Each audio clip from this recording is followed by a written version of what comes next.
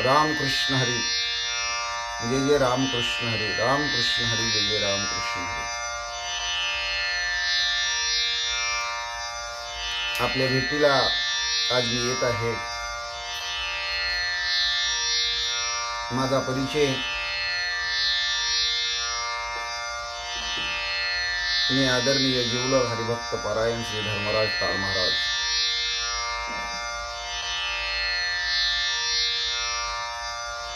आपला रामायणाचा YouTube channel आहे, त्याचं नाव आहे श्री भावार्थ रामायण श्री धर्मराज टाळ महाराज। हा चॅनल प्रत्येक भावी भक्तांना, रामभक्तांना आपल्या घरी घरबसल्या रामायण ऐकायला मिळावं, संपूर्ण रामायण ऐकायला मिळावं, दररोज रामायणातल्या अध्यायाचा नवा नवा भाग ऐकायला मिळावा, यासाठी रामभक्तासाठी, भावी भक्तासाठी, हरिभक्तासाठी, श्रोते मंडळीसाठी हा उपक्रम आपण हाती घेतलेला आहे।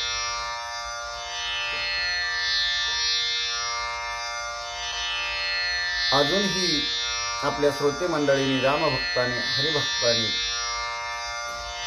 आपल्या चॅनल पाहणाऱ्या दर्शकांनी आपल्या चॅनलला सबस्क्राईब केलं नसेल तर जरूर सबस्क्राईब करा, घंटी बटन, बेल बटन जरूर दाबा, त्यानंतर ऑल हा पर्याय येतो, त्या ऑल या पर्यायावर क्लिक करा, सर्व हा पर्याय क्लिक करा, म्हणजे आपल्या रामायणाचे आपल्या चॅनलला बनवलेले व्हिडिओ बनवल्या सर्वप्रथम तुमच्या पर्यंत पोहोचतील आणि त्या रामायणाच्या गोड कथेचा अनुभव, आनंद आपल्याला घेता येईल। यासाठी प्रत्येकानं आपल्या चॅनलच्या व्हिडिओला लाईक केलंच पाहिजे, ही माझी विनंती आहे। लाईक तर प्रत्येकानं करा। आपल्या चॅनलचा रामायणाचा व्हिडिओ गोड वाटला तर आपल्या मित्रमंडळींना, आपल्या नातेवाईकांना आपल्या ग्रुपमध्ये शेअर करा।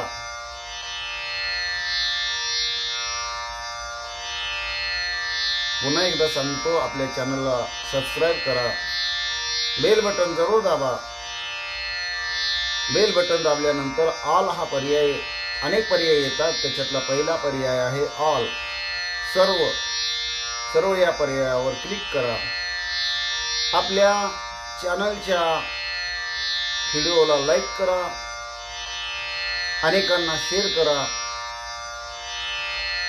आणि नित्य आपल्या चॅनलचे व्हिडिओ पाहायला विसरू नका, दररोज पाहत राहा। अशीच साथ आपल्या चॅनलला द्या, हीच नम्र विनंती, हीच नम्र विनंती। जय श्रीराम, जय श्रीराम, जय जय श्रीराम। पुंडलिक वरदारी विठ्ठल, श्री ज्ञानदेव तुकाराम, पंढरीनाथ भगवान की जय, गोपाल कृष्ण भगवान की जय, प्रभु रामचंद्र भगवान की जय, श्री राम भक्त हनुमान की जय, श्री गुरुदेव दत्त वासुदेव हरि, जय जय श्री रघुवीर समर्थ, करता एकची श्री रघुनंदन, करता एकची श्री रघुनंदन, अलंकापुरी पुण्यभूमी पवित्र, तिथी नांदितो ज्ञान राज्या सुपात्र, तया आठविता महापुण्य राशी, नमस्कार माझा श्री सद्गुरु ज्ञानेश्वरासी, जयति सिंदूर वदनो देवु यत्पाद पंकज स्मरणम, वासर्मणिरीव तमसार राशि नाश्यति विघ्नम, या कुंदेन्दु तुषारहार धवला, या शुभ्र वस्त्रावृता, या विनावर दंड मंडित करा, या श्वेत पद्मासना, या ब्रह्माच्युत शंकर प्रभृती विनदेवी सदा वंदित समपतु, सरस्वती भगवती निशीस जड्यपहं मूकं करोति वाचालं पंगुलं नियते गिरिं यत् कृपातमः वन्दे परमानंद माधवं नारायण नमस्कृत्य नरचैव नरोत्तमं देवी सरस्वती व्यासं ततो जयमुदीरयतं वसुदेवसुतं कंसचाणूरमर्दनं देवकी परमानंदं कृष्णं वन्दे जगद्गुरुं ज्ञानामि पृथ्वी समृद्धलिते ते नाम माझे वाच्यासो ज्या रूपे सागर प्रसवले ते रूप माझे ध्यान्यासो ज्या पदे फणी स्पर्शिला ते पाय माझे भारी असो ज्या हस्ते गिरी गोवर्धन पर्वत उचलिला ते हस्त माझे माते असो ओम कृष्णाय वसुदेवाय हरि परमात्मा मने प्राण क्लेश नाशाय गोविंद तुझ शरणम ओम शांताकारं भुजगशयनं पद्मनाभं सुरेशं विश्वधारं गगनसदृशं मेघवर्णं शुभांगं लक्ष्मीकान्तं कमलनयनं योगविद्यार्थगम्यं वन्दे विष्णुभवभयहार सर्वलोकैकनाथं गुरुर्ब्रह्मा गुरुर्विष्णु गुरुर्देवो महेश्वरा गुरु साक्षात परब्रह्मा तस्मै श्री गुरुवे नमः श्रोता वक्ता श्री पांडुरंग समारुथ कुंडलिक वरदानी विठ्ठल श्री ज्ञानदेव तुकाराम पंढरीनाथ भगवान की जय गोपाल कृष्ण भगवान की जय प्रभु रामचंद्र भगवान की जय श्री राम भक्त हनुमान की जय श्री गुरुदेव दत्त वासुदेव हरि जय जय श्री रघुवीर समर्थ करता एकची श्री रघुनंदन चरितं रघुनाथस्य शतकोटि प्रविस्तरम एक एक अक्षरं पुसां महापातक नाशनं ध्यात्वा नीलोत्पल श्यामं राम राजीव लोचनं जानकी लक्ष्मण पेतं जटा मुकुट मंडितं चरितं रघुनाथस्य शतकोटि प्रविस्तरम एक एक अक्षरं पुसां महापातक नाशनम ओम नमो भगवते वासुदेवाय ओम नमो भगवते वासुदेवाय ओम नमो भगवते वासुदेवाय ओम नमो भगवते वासुदेवाय ओम नमो भगवते वासुदेवाय ओम श्री हनुमते नमः ओम श्री हनुमते नमः ओम श्री हनुमते नमः ओम श्री हनुमते नमः ओम श्री हनुमते नमः ओम श्री हनुमते नमः ओम श्री हनुमते नमः ओम श्री हनुमते नमः ओम श्री हनुमते नमः ओम श्री हनुमते नमः ओम श्री हनुमते नमः मनोजवं मारुततुल्य वेगं जितेन्द्रियं बुद्धिमत्तां वरिष्ठं वातात्मजं वानरितमुख्यं श्रीरामदूतं शरणं प्रपद्येम् सर्वमंगलमांगल्ये शिवे सर्वार्थ साधिके शरण्य त्र्यंबके गौरी नारायणी नमस्तुते वक्रतुंड महाकाय सूर्यकोटि समप्रभ निर्विघ्नं कुरु मे देव सर्वकार्येषु सर्वदा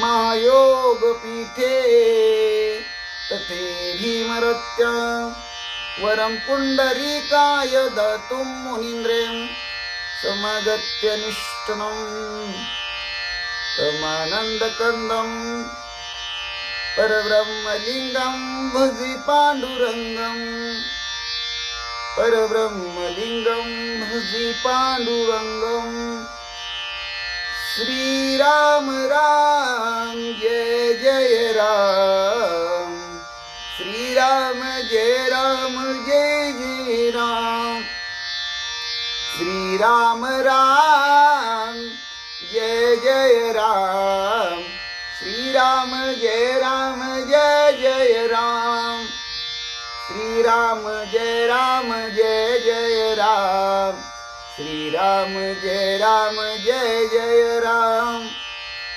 श्रीराम जय जय राम, श्रीराम जय जय राम, श्रीराम राम जय राम, श्रीराम जय जय राम, श्रीराम राम जय राम, श्रीराम जय जय राम, जय जय राम,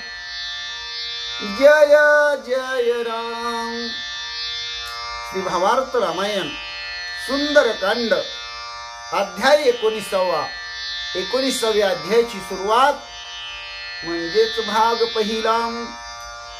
श्री गणेशाय नमः, श्री सरस्वती नमः, श्री प्रभो रामचंद्राय नमः, श्री हनुमंताय नमः। उच्चाग्नी फुंकीता रावण, भडक्याने उठला हुताशन, हनुमंत पित्यासी सांगे आपण, करी अपमान रावणा। पांडुरंगा करू प्रथम नमन, दुसरे चरण संताची आय, त्यांच्या कृपादानी कथीचा विस्तारून, बाबाजी सद्गुरु दास तुकार, काय माझी वाणी मानेल संतासी, रंजावू चित्तासी आपुलिया, माझी वाणी तुझे वर्णी गुण नाम, ऐसे देई प्रेम काही कळाय। पांडुरंगा पांडुरंगा पांडुरंगा पांडुरंगा, तुझी ये चरणीचे तुक्त अनुसंधान, जाईल हा माझा प्राण तत्क्षणी, कळेल हे तैसे गाईन मी तुझा, जनासवी काज काय माझे, करीन मी स्तुती आपुले आवडी, जैसे वाटे गोडी माझ्या जीवाय, ते मी जे बोले प्रभू ते तुमचेच शिकविले, म्हणून अवधारी जो जे आपुले आपण देवाय। ब्रह्मस्वरूप श्रोते हो, ईश्वर स्वरूप माझ्या मात्या पित्या हो, श्री भावार्थ रामायणातील सुंदरकांडातील 19व्या अध्यायाच्या सेवेला सुरुवात करण्या अगोदर गणपती रायाला साष्टांग नमन करून, सरस्वती मातेला वंदन करून, प्रभू रामरायांच्या चरणाशी नतमस्तक होऊन, देव बाप्पा हनुमंतरायांच्या चरणावरती साष्टांग दंडवत घालून, आमचे गुरुवारी आदरणीय परमपूज्य हरिभक्ती परायण श्री सुधाकर आनंदभाऊ इंगळे महाराज यांच्या चरणाशी प्रणिपात करून, आई वडिलांच्या चरणाशी नतमस्तक होऊन कथेचं अनुसंधान रामभक्त हनुमंतराया यांच्या शेपटीला आगी लावून हनुमंतरायांना शेपटीसह संपवण्याचा कपट डाव ज्या राजा रावणाच्या मनामध्ये आहे, तो राजा रावण हनुमंतानं सांगितल्यावरून स्वतः फुंकायला बसलेला आहे।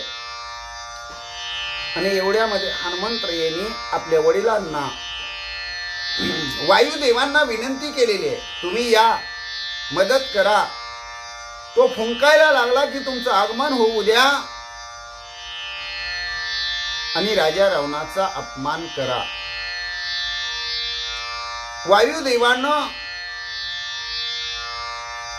आपलं आगमन बरोबर संधीमध्ये साधलेले, रावण फुंकायला लागलेले, वारा आलेले, अग्नी लागलेले, भडका उडालेले, आणि लंकेचं 14 चौकड्याचं ज्याचं राज्य आहे असा लंकाधीश राजा रावण त्याचा अपमान झालेला आहे. ऐकोनी पुत्राचे वचन वायुवन्नी प्रज्वलून रावणाचे मुख पोळून केले दहन खंडमिशाम. हनुमंत्रयाचं वायुदेवांनी प्रार्थना ऐकली. वायुदेव आले.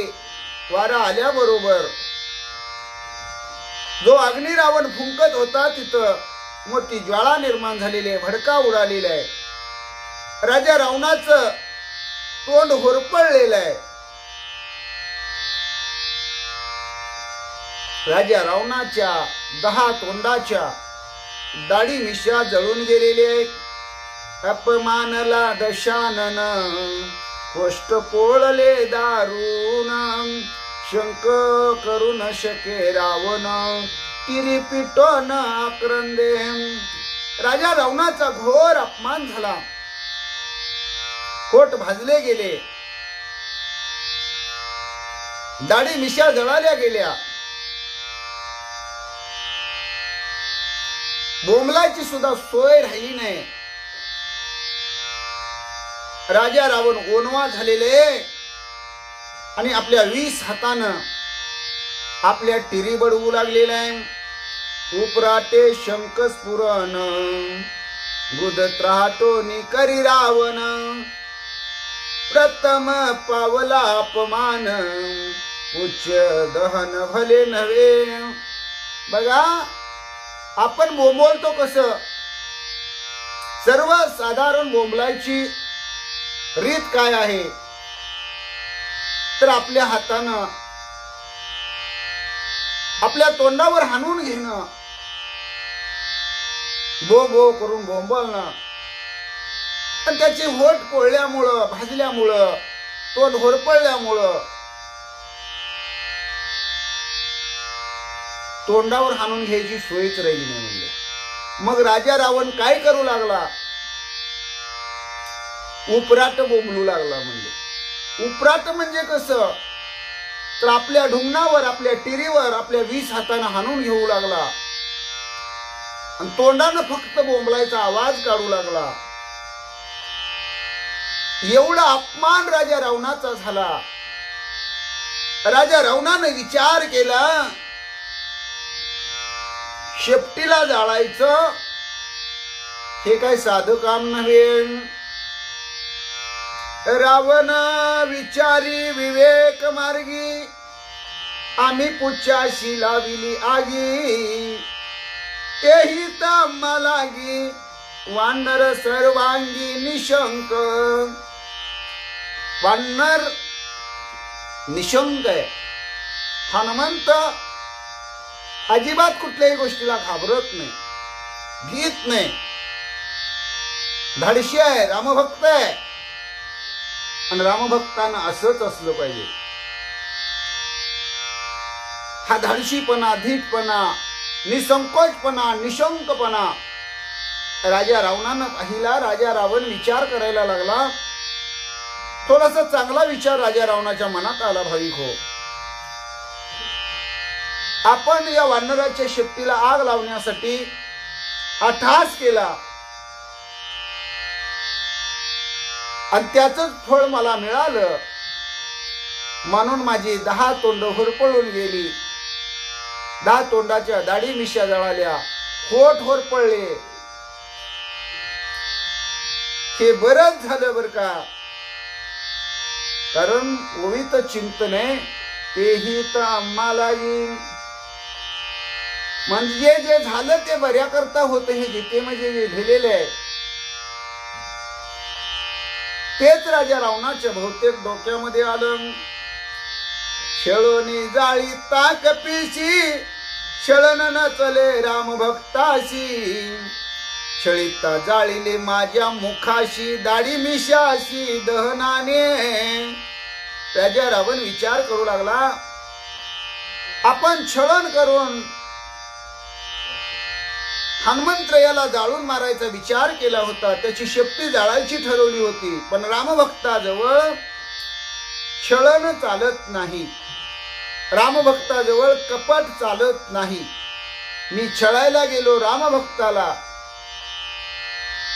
आणि ते माझ्यावर उलटलं, माझ्या दाढी मिशा जाळून टाकल्या, दीप्त पुच्छ हनुमंत शोभे जैसा बाल आदित्य,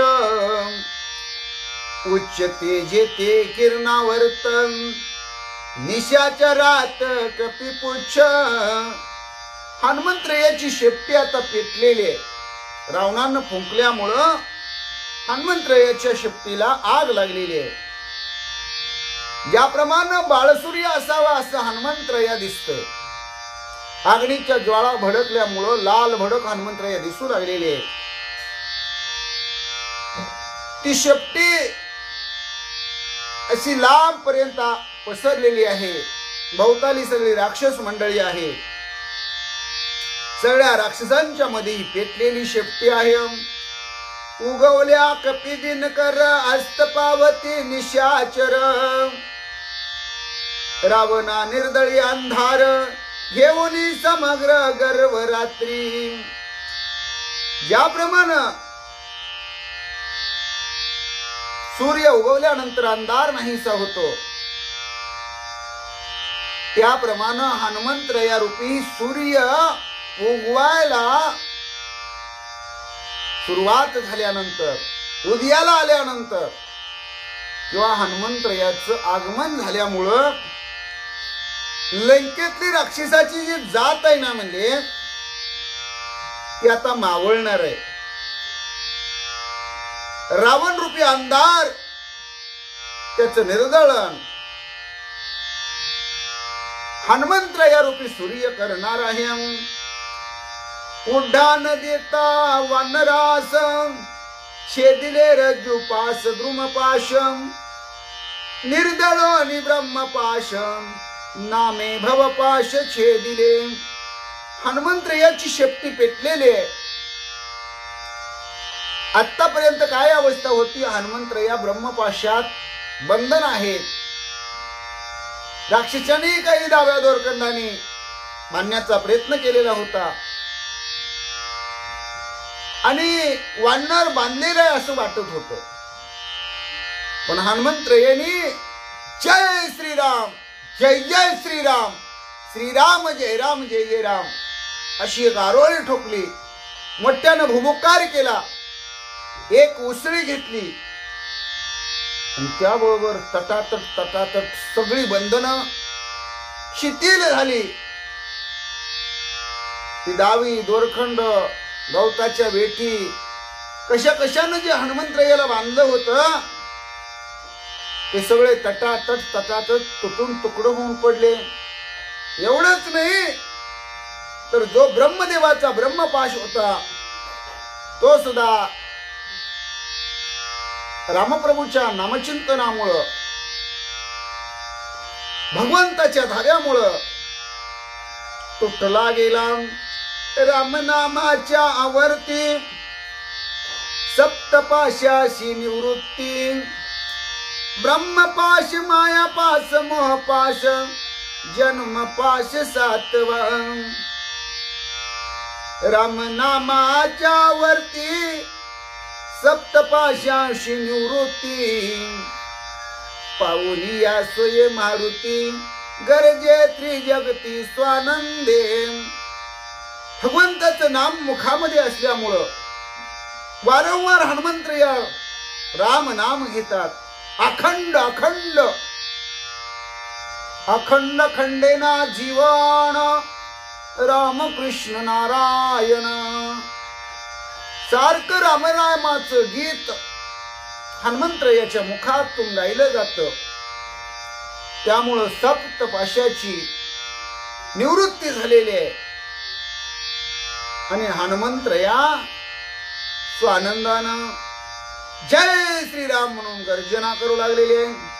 काळपाश कर्मपाश जन्मपाश ब्रह्मपाश मायापाश मोहपाश जन्मपाश सातवा. जे सप्तपाश आहेत म्हणजे सप्तबंधन आहेत त्याची माहिती तुम्हाला असावी. म्हणून ग्रंथकर्ते शांतीब्रह्म एकनाथ महाराज सांगतात, पहिला पाश आहे म्हणजे काळपाश, काळाचा पाश, यमाचा पाश हनुमंतरायाला बंधन करू शकत नाही. म्हणजे कोणतीही वेळ हनुमंतरायासाठी शुभ वेळच आहे. दुसरा पाश आहे कर्मपाश. हनुमंतरायांनी कुणाला मारलं, किती जणांचा वध केला, किती जणांचा घात केला, किंवा किती जणांचं चांगलं केलं, किती जणाला आनंद दिला, किती जणाला संकटातून बाहेर काढलं. म्हणजे कर्म अकर्म विकर्म हेही हनुमंतरायाला बंधन करू शकत नाही. तिसरा पाश आहे जन्मपाश. जन्म आणि मृत्यू हे जन्माबरोबर प्रत्येकाला चुकत नाही. तो जन्म मृत्यूची हे दोन पाशी हनुमंतरायाला बंधन करू शकत नाही. कारण हनुमंतराया मुळात चिरंजीवी आहेत. ब्रह्मदेवाचा ब्रह्मपाश याचं तर चिंतन तुम्ही ऐकलेलंच आहे. ब्रह्मदेवानं विनंती केली म्हणून हनुमंतरायांनी ब्रह्मपाशात स्वतःला अडकवून घेतलं. फाश्यात त्या जाळ्यात हनुमंतराया अडकले, बंदिस्त झाले. ब्रह्मदेवाचा ब्रह्मपाशी हनुमंतरायाला काही करू शकत नाही. मायापाश. हनुमंतराया ब्रह्मचारी आहे. जन्मतच आईच्या उदरातूनच सोन्याची लंगोटी घालून आलेले हनुमंतराया आईला सुद्धा हनुमंतरायाची असणारी गुप्त अवयवाची जागा पाहायला मिळाली नाही. म्हणजे जन्मताच जो सोन्याची लंगोटी आतून आईच्या पोटातून घालून येतो असा हनुमंतराया काही सामान्य आहे का? परत रामभक्ती,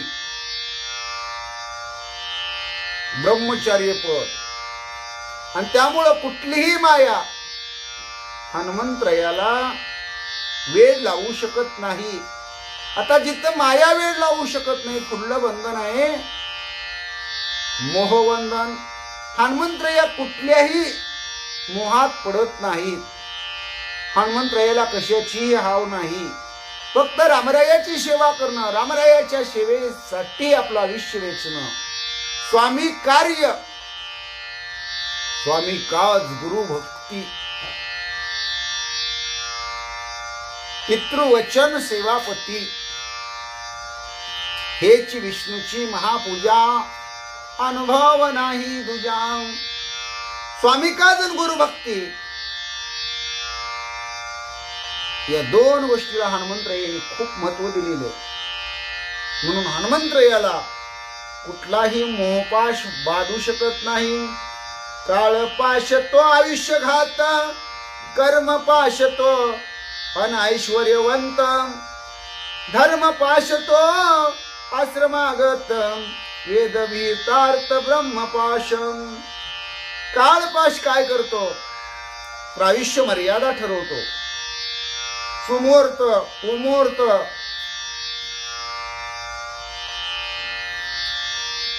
कर्मपाश काय करतो? दैवानं दिलं, कर्मानं नेलं, ही जी अवस्था असते. आपल्या हातानं आपण जर चांगलं कर्म केलं तर त्याचं फळ आपल्याला गोडच मिळणार, सुंदरच मिळणार, चांगलंच मिळणार. यात काही चिंता करायची गरज नाही. म्हणून कर्म आपण कसं करायचं ते आपण ठरवायचं.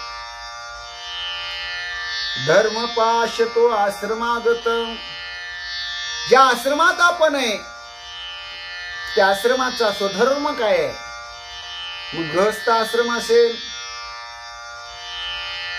ब्रह्मचारी आश्रम असेल, वानप्रस्थ आश्रम असेल, संन्यासाश्रम असेल, ज्या ज्या आश्रमाची आपली अवस्था आहे त्या आश्रमामध्ये आपण कोणत्या धर्मानं राहिलं पाहिजे, मुख्य कर्म काय आहे, मुख्य नीती नियम काय आहेत, रीती रिवाज काय आहेत, त्या आश्रमामध्ये आपण कसं वागलं पाहिजे. म्हणून धर्माचा धर्मपाश असतो आणि तो धर्मपाशी हनुमंत याला बंधन करू शकत नाही.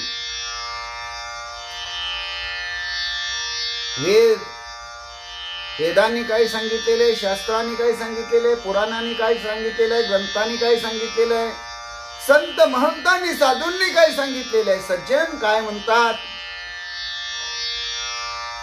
यासाठी ब्रह्मपाश असतो. पण तोही ब्रह्मपाश हनुमंतरायाला काही करू शकत नाही. देह ममता तो मोहपाश, मुख्य माया तो आशा पाश, कनक कांता हा जन्मपाश, सप्तपाशी जीवबद्ध. आपला जीव 7 पाशामध्ये बांधलेला आहे, कुठल्या ना कुठल्या पाशामध्ये तो अडकतो.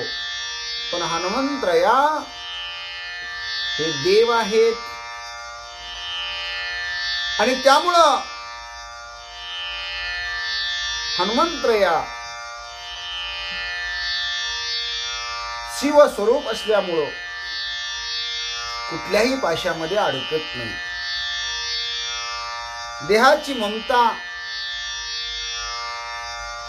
देहाला जपणं, देहाला वाढवणं, नटणं, मुरडणं, अनेक प्रकारचे शृंगार करणं, दागिने घालणं,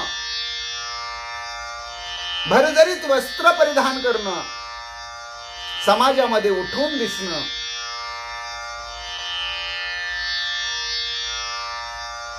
याला मोहपाश म्हणतात.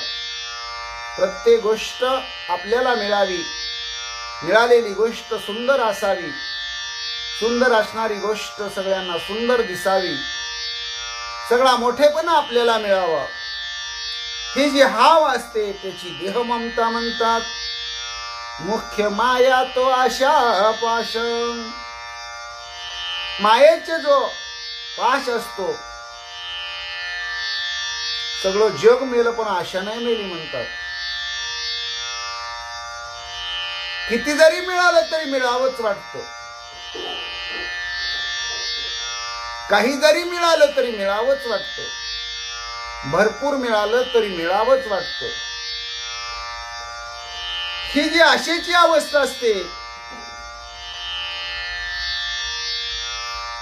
आपल्याकडे भरपूर संपत्ती असावी, भरपूर सोनं नाणं असावं, खूप पैसा असावा, जमीन जुमला असावी, गाडी माडी बंगला नौकर चाकर असावेत, आपली राहणी राजासारखी असावी, याला मायापाश म्हणतात.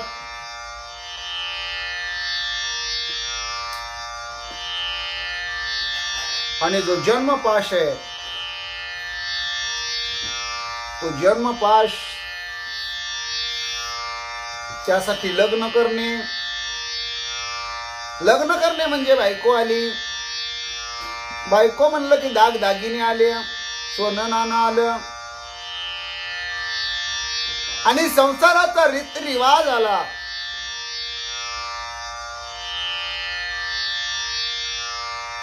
म्हणजे संसार म्हणजे द्वैत आलं आणि द्वैत म्हटलं की जन्म मरण आलं. आणि हा जन्म मरणाचा पाशी हनुमंतरायाला काही बंधन करू शकत नाही. अशा या सप्तपाशामध्ये प्रत्येक जीव कुठल्या ना कुठल्या बंधनामध्ये नेहमी अडकलेला असतो.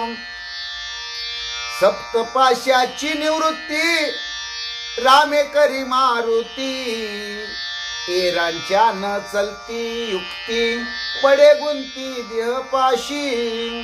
हे जे 7 बंधन आहेत, सप्तपाश आहेत, या सगळ्यातून आपली सुटका हनुमंतरायांनी रामनामाच्या जोरावर करून घेतलेली आहे, रामसेवेच्या जोरावर करून घेतलेली आहे.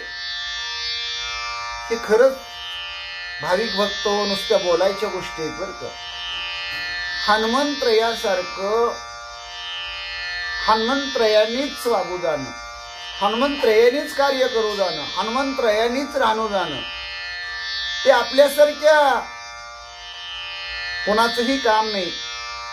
तुका म्हणी येते पाहिजे जातीचे, येर गबाळाचे काय काम. येड्या गबाळ्याचं हे काम नाही. अहो, कुणाला वाटत नाही लग्न करावं, कुणाला वाटत नाही आपला प्रपंच करावा, कुणाला वाटत नाही चांगलं घर बांधावं, कुणाला वाटत नाही आपली प्रगती व्हावी, कुणाला वाटत नाही लेकरं बाळ मुलं नातवंड परतुंड व्हावी. सगळा संसार आयुष आरामात सुखात चालावा. प्रत्येकाला वाटतं, आणि हीच तर चूक आहे. म्हणजे संसार दुःखमुळं, संसारात सुख नाहीच हो. संसार दुःखमुळं चोहीकडे इंगळ, विश्रांती नाही कोठे, रात्रंदिवस तळमळ. बघा, आपला स्त्री पुरुषाचा संसार आहे. संसारामध्ये आपण काय करतो तर प्रत्येक जण सुखासाठी धडपड करतो. आपली ह्या दुःखातून कधीतरी सुटका होईल, आज नाही उद्या आपलं चांगलं होईल, आज नाही उद्या आपलं भलं होईल, असं करत करत करत करत अख्खं आयुष्य आपलं संपतं. आपण मरणाच्या वेळेला येऊन ठेपतो, पण आपलं सुख झाल्याचं कधीच लक्षात येत नाही. आपल्याला सुख समाधान मिळत नाही, कारण संसारात सुख नाहीच. सुख पाहता जवा पाडे, दुःख पर्वत एवढे. अहो, एखादा मुलगा धरा किंवा मुलगी धरा, संसारामध्ये स्त्री पुरुष म्हणजे मुलगा मुलगी, ते लहान असताना मुलगा मुलगी. तर मुळात स्त्री पुरुषापासूनच मुलगी किंवा मुलगा जन्माला आला. जन्माला यायच्या अगोदर त्याची अवस्था काय आहे बघा. तो जन्माला कुठून येतो तर आई वडिलांच्या मिलनातून, संभोगातून जन्माला येतो. म्हणजे किती वाईट स्थिती आहे. दुसरी गोष्ट, ज्या वेळेस आईच्या पोटामध्ये गर्भधारणा होते त्यावेळेस 9 महिने 9 दिवस त्याला आतमध्ये राहावं लागतं. आतमध्ये काय येशी आहे का? आईच्या उदरामध्ये आतमध्ये आतडी पारडी मल मूत्र घाण आहेच ना. त्या घाणीमध्ये त्या जीवाला आतमध्ये घुसमटून तसं गर्भामध्ये राहावं लागतं. किती दुःख आहे बघा. या वेळेस प्रसूतीची वेळ होते त्यावेळेस जन्म होतो. जन्म झाल्यानंतर जे शिशुपण असतं, लहानपण असतं, काय कळतं त्या लहान बाळकाला? अगदी 6 महिन्याचं होईपर्यंत काही व्यवस्थित लक्षात येत नाही, काही कळत नाही. बाळाचं पोट दुखत असतं. आईला वाटतं याला भूक लागली, म्हणून आई त्याला स्तनपान करण्याचा प्रयत्न करते. स्तनपान करून त्याची भूक भागत नसेल तर काही औषधं पाजण्याचा प्रयत्न करते, वरचं दूध पाजण्याचा प्रयत्न करते. पण बाळाचं त्यावेळेस पोट दुखत असतं म्हणून बाळ रडत असतं. आणि ज्या वेळेस आईला वाटतं बाळाला भूक लागली, त्यावेळेस आई ती औषधं, ते वरचं दूध, स्तनपान करत असते. बाळ पुन्हा रडू लागतं, बाळाला खरंच भूक लागलेली असते आणि आईला वाटतं याचं पोट दुखतंय, म्हणून पोटावरची इलाज असणारी मेडिकलची औषधं, उटी गुट्टी सर्व काही त्या बाळाला पाजते. म्हणजे त्या बाळाला सांगता येत नाही आणि स्वतः जन्म दिलेल्या जन्मदात्री आईला कळत नाही याला भूक लागली का, याचं पोट दुखतंय. काही मुंगळा अंगाला चावला, चिटकला, मुंगी चावली, काही किडा आला, काही भुंगा आला, काही बाळाला काही वारता येत नाही, काय करता येत नाही. पण थोडस मोठं झालं, लघवी संडास सगळं कपड्यामध्ये, असा लहानपणाचा काळ काढला तर अति दुःख. परत शाळेत जाऊ लागला, परत अभ्यास पाठीमागे लागला, जरा इकडं तिकडं करू लागला की घरातली कामं आली, हे आण ते आण, हे आण ते आण. म्हणजे हा संसार सगळा दुःखामध्ये. तोच पुढं पुढं लहानाचा मोठा झाला, हायस्कूल करत करत कॉलेजला जाऊ लागला. घरच्याला वाटतं जोपर्यंत मुलगा मुलगी नाही तोपर्यंत आनंद नाही, मुलगा मुलगी झाल्यावर बरं झालं, जरा आनंदात आहे आपण. तीच मुलगा मुलगी मोठी झाली की त्यांच्या लग्नाची काळजी पडते. त्या आई वडिलांना वाटतं मुलगा मुलगींचं लग्न केलं की आपण निवांत झालो. कसं तरी त्यांचं लग्न उरकून टाकलं जातं. होतो का आपण निवांत? नाही होत. हे मला का सगळं सांगायचंय तर आपण बंधनामध्ये स्वतःला अडकवून घेतो, त्या जाळ्यामध्ये स्वतःला आपण अडकवून घेतो, स्वतःला बांधून घेतो आणि आपण म्हणतो मला कुणीतरी सोडा, मला कुणीतरी सोडा, मला कुणीतरी सोडा. अहो त्याच्यात अडकूच नका ना. संसारामध्ये दुःख आहे, सुख नाही. पुढचं चिंतन तुम्हाला थोडक्यात सांगतो की लग्न झाल्यानंतर परत काही जणांना मुलं होत नाहीत म्हणून दुःख, काही जणांना झालेली मुलं सांभाळत नाहीत म्हणून दुःख. फार अवघड आहे या संसाराचं. पुन्हा आपल्याला वाटतं त्या मुलाला मुलं बाळ व्हावं, चांगलं घर बांधावं, विहीर पाडावी, शेत बागायत करावं, सगळं सगळं कसं ऐकतं देवानं द्यावं का, काय करावं, किती आपल्या अपेक्षा असतात आणि अपेक्षा पोटी आपण या बंधनामध्ये अडकून घेतो. हनुमंतरेनी या कशामध्येही स्वतःला अडकून घेतलं नाही. नाही साधा याचा विचार सुद्धा डोक्यात आणला नाही. म्हणून हनुमंतरया फक्त रामनाम मुखामध्ये घेतात. रघुपती राघव राजा राम, पतित पावन सीताराम, राम लक्ष्मण जानकी, जय बोलो जय हनुमान की. श्री राम जय जय राम, रामाचा सेवक जय हनुमान. रघुपती राघव राजा राम, पतित पावन सीताराम. हनुमंत यांनी फक्त परमार्थ करायचा ठरवला. हनुमंत यांनी फक्त रामरायाची सेवा करायची ठरवली. आपलं आयुष्य रामसेवेमध्ये घालवायचं आणि रामनामाच्या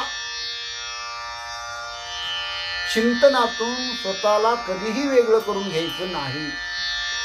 हा दृढ विश्वास, दृढ भाव हीच हनुमंतरायाची महत्वाकांक्षा.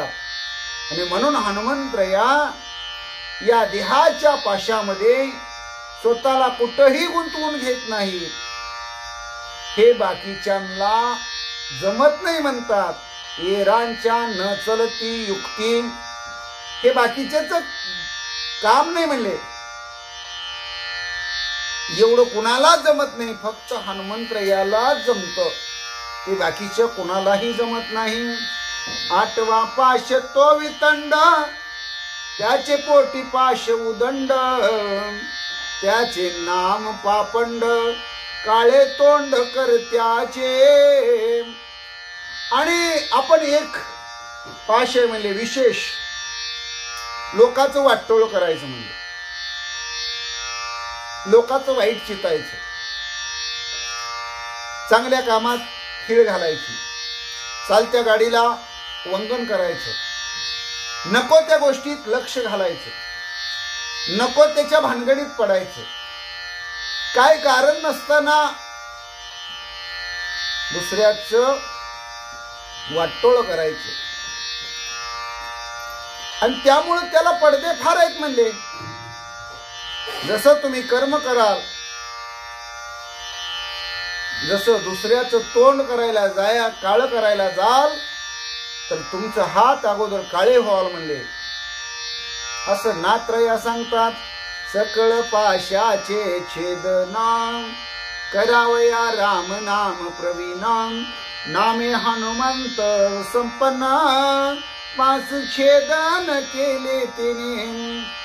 सकळ पाश तोडून टाकायचे असतील, सगळं बंधन झुडकारायची असतील, सगळ्या बंधनाचा धिक्कार करायचा असेल, तर तुम्ही रामनाम घ्या. सावध व्हा रे सावध व्हा, राम नाम घ्या रे तुम्ही, राम नाम घ्या, राम नाम घ्या तुम्ही, राम नाम घ्या. सावधान सावधान वाच बोला राम राम. श्रीराम जय राम जय जय राम. श्रीराम जय राम जय जय राम. म्हणून तुम्ही रामनामामध्ये स्वतःला तल्लीन करून ठेवा.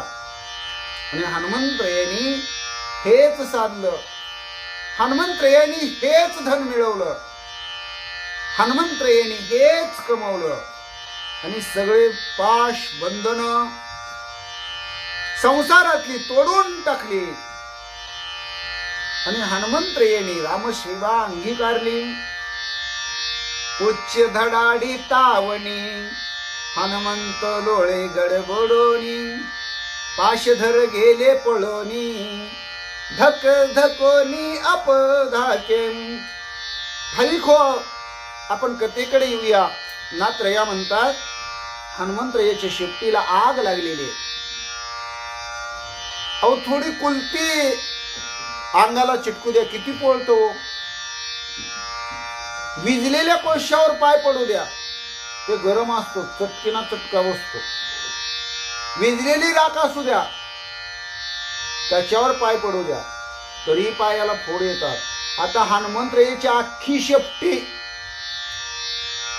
अख्ख्या राजारावणाच्या लंकेतली सगळी कापडं गोळा करून तेला तुपात भिजवून पिटवून दिली. हनुमंतरायाची काय अवस्था होत असेल हो.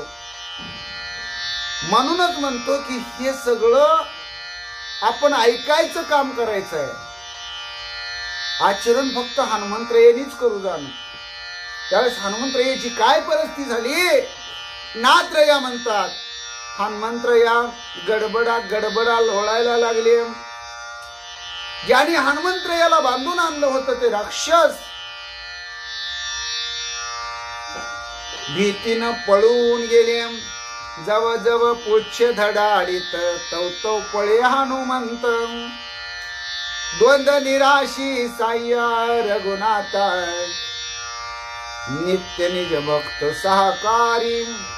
हनुमंतरायाची शेपटी जशी जशी पेटू लागलेली आहे, आगेचा डोंबाळ होऊ लागलेला आहे, मोठा भडका होऊ लागलेला आहे, आखी शेपटी पेटत जाऊ लागलेली आहे, तसे तसे हनुमंतराया इकडं तिकडं इकडं तिकडं पळू लागलेले आहेत. आणि हनुमंतरायाचे साह्य, हनुमंतरायाचे देव, हनुमंतरायाचा ईश्वर रामराये म्हणले. निज भक्त हनुमंतराय. हनुमंतरायाला काही चिंता पडायची काही गरज आहे का. आता हे वास्तविक पाहता वरवर पाहिलं तर हनुमंतरायाच्या शेपटीला आग लागलेली आहे, अख्खं शेपूट पेटवून दिलेले आहे. पण हनुमंतरायाची अवस्था कशी माहितीये का? त्याला अग्नी जाळू शकत नाही, पाणी बुडवू शकत नाही. नैनन छिदंती शस्त्रांनी नैनन दहती पावक न क्लेंद्यापो न शोषयती मारुत.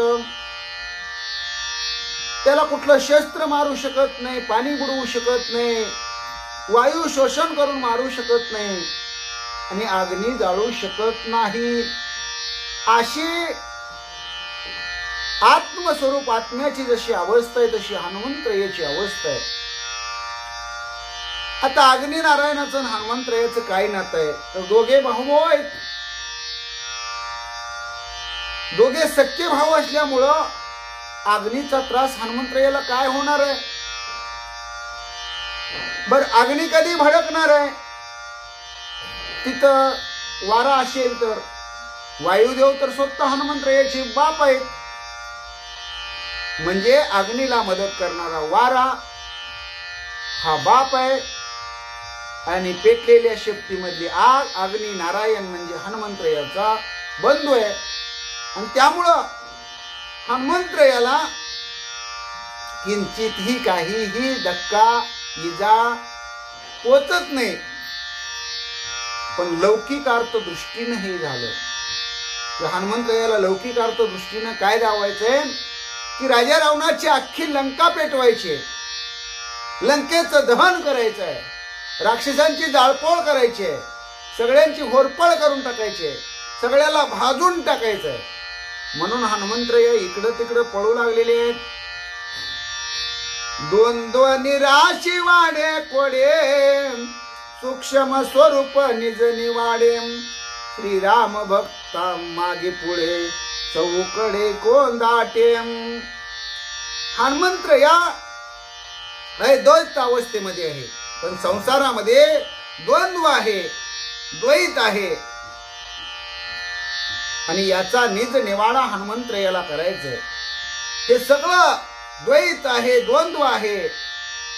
ज्याला सकर नकर म्हणतात, ज्याला जोड म्हणतात, ही जोड हनुमंतरायाला फोडायची. आणि रामभक्त असणाऱ्या हनुमंतरायाच्या माग पुढं रामराया हनुमंतरायाला सांभाळीत आहे.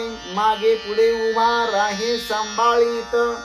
आलिया घात निवाराया निर्वाणी गोविंदासे मागे पुढे काहीच साकडे पडो नेदी. सगळीकडे जिकडं तिकडं रामराया कोंदाटून भरलेले. ऐसा साह्य श्री रघुनाथ द्वंद्व बाधा कैची तेत. द्वंद्व ते सुखरूप होत द्वंद्व निर्मुक्त हनुमंत. असा राम चराचरामध्ये भरलेला आहे. तिथं मग द्वंद्वाची बाधा हनुमंतरायाला कशी होईल? अहो जे द्वैत आहे ते द्वैतच अद्वैत अवस्थेला पोचतं. द्वंद्व निर्मुक्त हनुमंतरायाची स्थिती आहे. उच्ची धडाडी हुताश हनुमंतासी अति संतोष. उच्ची बांधिला अमृतांश ऐसा उल्लास हनुमंता. हनुमंतरायाची शेपटी पेटलेली आहे. हनुमंतरायाला काय कळत नाही. मी आत्ताशी सांगितलं होतं हनुमंतरायाचं अग्नी नारायणाचं नातं काय. बर सगळं करणारे करता करविता हनुमंतराय देव आहे, रामभक्त आहेत, निजभक्त आहेत, रामदूत आहेत, रामनाम मुखात आहे. आणि हनुमंतरायाला काही पोळत नाही. म्हणजे हनुमंतरायाला आपल्या शेपटीला चंद्र बांधला की काय असंच वाटतंय. म्हणजे अगदी थंडगार वाटतंय, गारगार वाटतंय. काही काळजी वाढणार हनुमंताला नाही. मनामध्ये अतिशय समाधान आहे. उच्ची पेटला वैश्वानर ठेवाला शरदचंद्र. ऐसा उल्लासे कपींद्र रामचंद्र निज साह्य. काय सांगावं, हनुमंतरायाची शेपटी पेटलेली आहे, मोठा अग्नी उसळलेला आहे. पण स्वतः चंद्रच आपल्या भेटीला आलिंगन द्यायला आला की काय, त्यामुळे एवढं थंड वाटू लागलेलं आहे. शीतल चांदणं असतं ना, तसा तो अग्नी हनुमंतरायाला वाटू लागलेला आहे. आणि त्यामुळं हनुमंतराया अधिकच उल्लासित आहेत. रामचंद्र प्रभू यांचं साह्य हनुमंतरायाला आहे. रामप्रभूचा आशीर्वाद हनुमंतरायाला नेहमीच आहे. त्यामुळे हनुमंतरायाला कुठल्याही प्रकारचं संकट कितीही खडतर असेल ते बाधू शकत नाही. रामनामाची नवल गोष्टी द्वंद्वाची पाठीपोटी, रामची द्रुपदावी दृष्टी निर्द्वंद्व सृष्टी श्रीरामेन.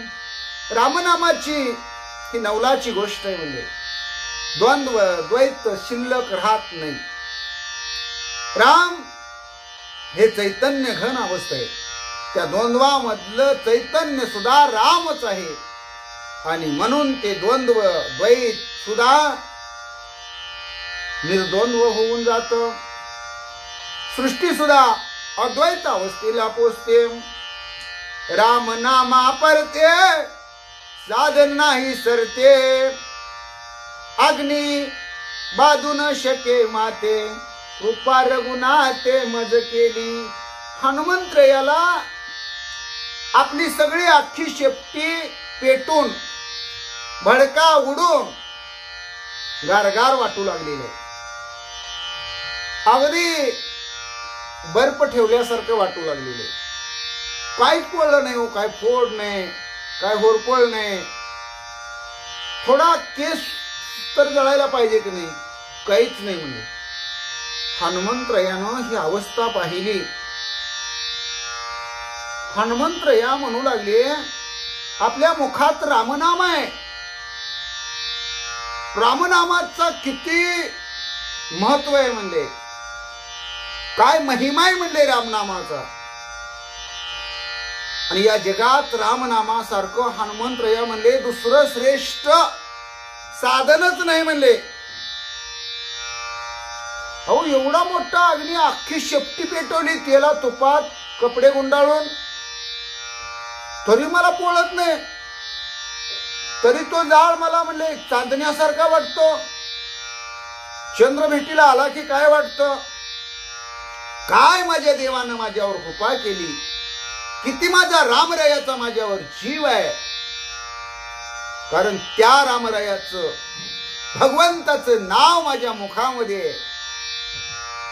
असा हनुमंतराया गोड विचार करतात.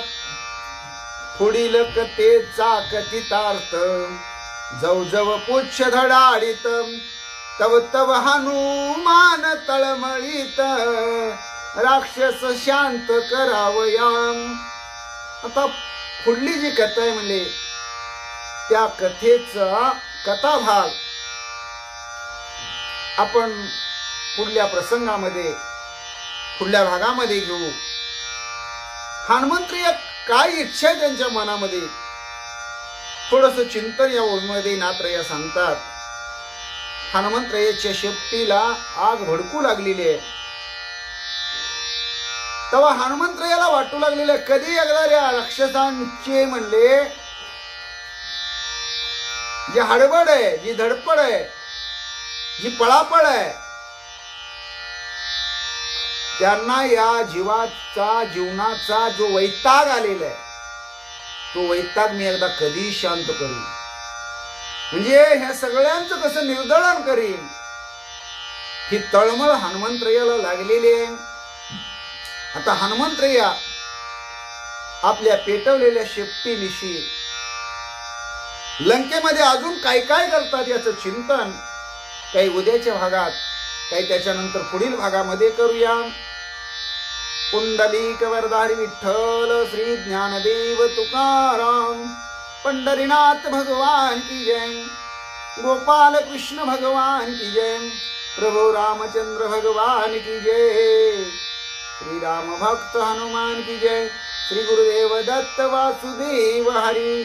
जय जय श्री रघुवीर समर्थ करता एकची श्री रघुनंदन जय श्रीराम जय जय श्रीराम श्रीराम जय राम जय जय राम चरितम रघुनाथस्य शतकोटि प्रविस्तरम एक एकाक्षरम पुसा महापातक नाशनम ध्यात्वा नीलोत्पल श्यामं राम राजीव लोचनम जानकी लक्ष्मणोपेतम जटा मुकुट मंडितम चरितम रघुनाथस्य शतकोटि प्रविस्तरम एक एकाक्षरम पुसा महापातक नाशनम जय श्रीराम जय जय श्रीराम श्रीराम जय राम जय जय राम केशवा नारायणा माधवा गोविंदा विष्णु मधुसूदना त्रिविक्रम वामना श्रीधरा ऋषिकेशा पद्मनाभा दामोदरा संकर्षणा वासुदेवा प्रद्युम्ना निरुद्धा पुरुषोत्तमा दोक्षजा नरसिंहाच्युता जनार्दना उपेंद्र हरिहरा श्रीकृष्णा श्री विठ्ठला पांडुरंगा केशवा नारायणा माधवा गोविंदा विष्णु मधुसूदना त्रिविक्रम वामना श्रीधरा ऋषिकेशा पद्मनाभा दामोदर संकर्षणा वासुदेवा प्रद्युम्ना निरुद्धा पुरुषोत्तमा दोक्षजा नरसिंहाच्युता जनार्दना उपेंद्र हरिहरा श्रीकृष्णा श्री विठ्ठला पांडुरंग विठ्ठल विठ्ठल विठ्ठल विठ्ठल विठ्ठल विठ्ठल विठ्ठल विठ्ठल विठ्ठल विठ्ठल विठ्ठल विठ्ठल विठ्ठल विठ्ठल विठ्ठल विठ्ठल श्री विठ्ठल विठ्ठल श्री विठ्ठल